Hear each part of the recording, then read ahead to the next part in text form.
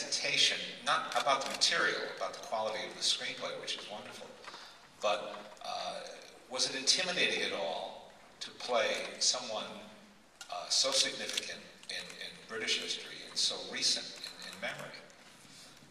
Yes, definitely. I mean,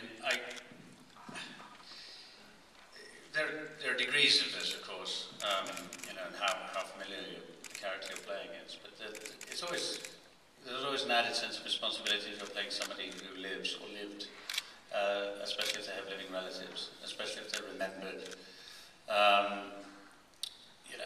George VI is remembered and loved by a particular generation, but my generation, I would say, speaking for myself, know absolutely nothing about him whatsoever. So I had a little bit more elbow room, for instance, than someone who has to play Winston Churchill, who is known to, bizarrely, absolutely everybody of every age, everywhere in the world.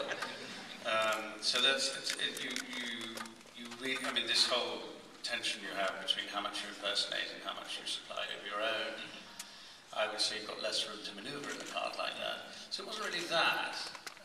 It was more to do with this being a very big story, notwithstanding the fact that it takes place on the wings, if you like, of history.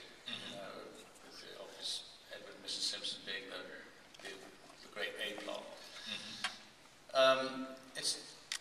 It still it was a story of consequence, and it was more, of an individual struggle and trying to do that justice.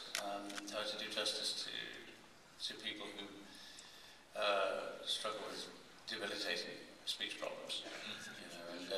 I think in some ways we have the stamp of authenticity on it, just by the fact that David Seidler had written it so well, and David himself had spent his life struggling with that, and was also present in order to help us with it.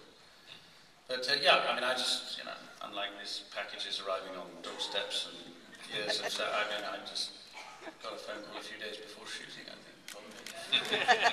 We've run out of ideas.